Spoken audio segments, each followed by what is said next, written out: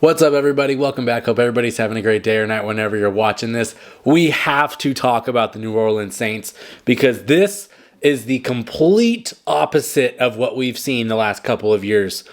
It's only been 2 games, but my God, they look so much better than they've put out the last couple of years. And we're going to talk some Saints football. So if you're new to the channel, please subscribe if you like this kind of content. Please like the video. Really appreciate it. But we got Derek Carr doing crotch grab celebrations, looking like Michael Jackson in the end zone.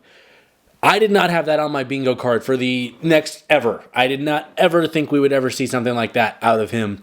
But he's on demon time. For whatever reason, this season, I don't know if it's having the rookie behind him, Jesus Christ, Spencer Rattler.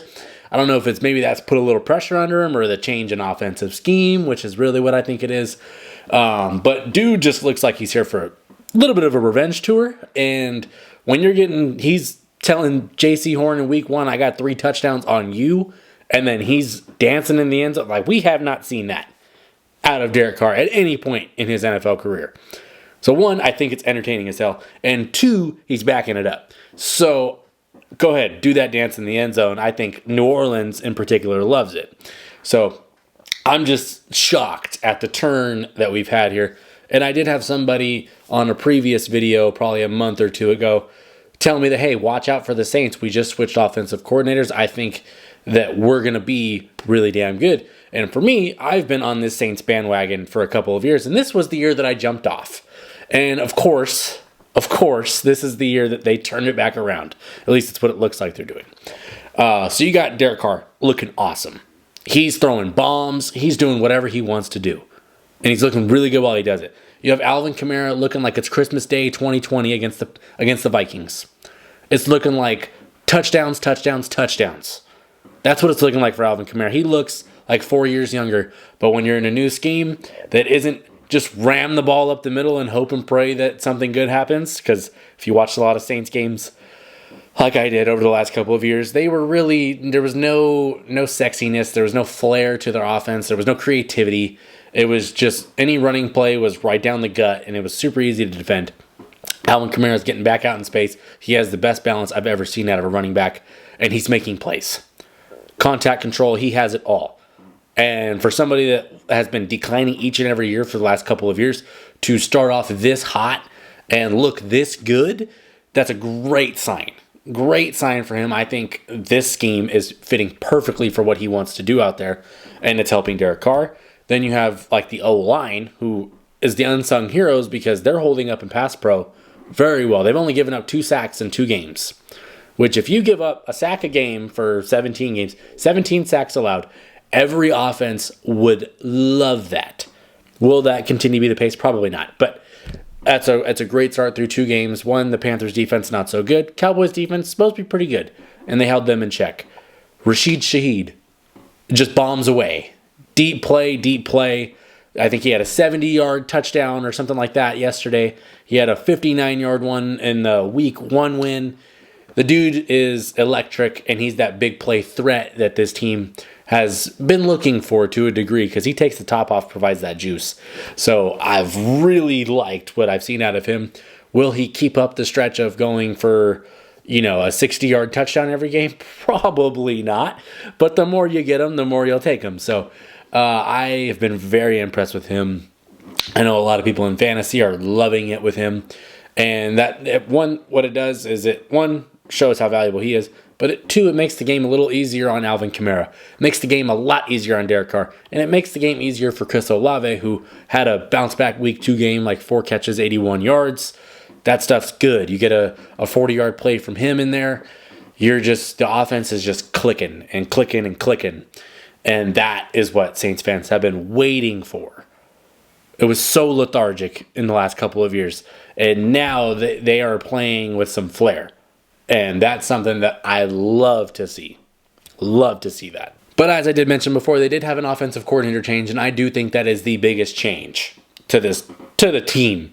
Because you go from Pete Carmichael's old, outdated, just boring system to Clint Kubiak, who's probably going to be a head coach next year. If he keeps this, I'm not expecting him to score 44 points every game, but if he keeps up where they're making plays and their offense is full of firepower, then he's going to get a head coaching job. That's like certain, right?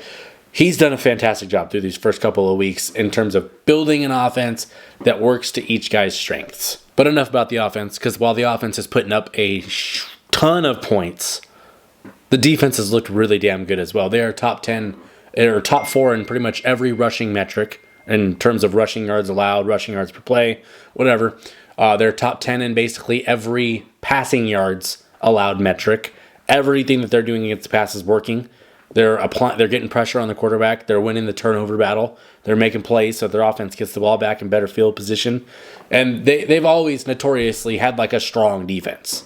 That's the one thing you could bank on, was that certain guy like Paulson Adebo was going to show up. Marshawn Lattimore was going to show up. Demario Davis was going to show up. Cam Jordan is going to show up. Like, there was just you just knew it was going to happen. But now they're getting help from the offense. So now the defense isn't on the field the whole game. You're getting better plays out of them as a result. The offense is clicking.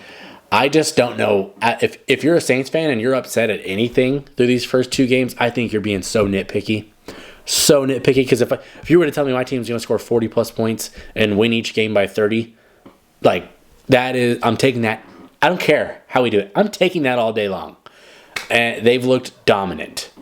And I would say they're probably the most surprising team in the NFL right now through the first couple of games of the season.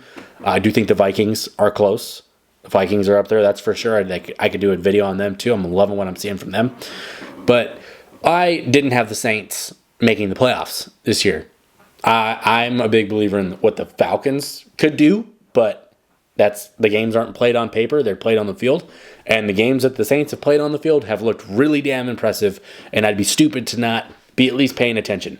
And yeah, when your quarterback's doing crotch grabs in the end zone, you're going to get my attention, because it's just entertainment right there at its finest. And I think that's something the Saints have been missing, just the entertainment value that football needs. That being said, they do have 4 really tough games coming up. They got a home game versus Philly next week. They have a road game against the Falcons, who I do think are going to be good. They have a road game against the Chiefs, which that's back-to-back defending champs. We all get it. I'm not even going to go further. And then they have a home game versus Tampa, who Tampa has also looked really good this season to start the first couple of games. I just didn't expect the Saints to look like this. And I'm happy to admit when I'm wrong, and I hope they keep it up. But these next 4 games are going to be the true litmus test. They destroyed test 1 against the Panthers, which most people thought they were going to win. And then they beat the hell out of the Cowboys, which I would say most people chose the Cowboys to win that game, myself included. But I think that the true litmus test is Philly and KC, and even Atlanta and Tampa. Those are division games. Those games are wars. We're going to find out a lot about them. But if they're anything like what they've put out the first couple of weeks, a lot to be excited about. Anyway, let me know in the comments on a scale of 1 to 10, how hyped up are you as a Saints fan or an NFL fan about what the Saints have looked like so far and for the rest of the season. And if you want to go crazy, tell me what you think they do in the next 4 games against Philly, the Falcons, the Chiefs, and the Buccaneers. Because I think if you leave that stretch 2-2, because those are 4 really tough games and good teams, you're looking at your season. We're 4-2, and we got the hardest part of our schedule out of the way. That's what I would think should be the goal. But let me know in the comments what you think about that. If you're new to the channel, please subscribe if you like this kind of content. Please like the video.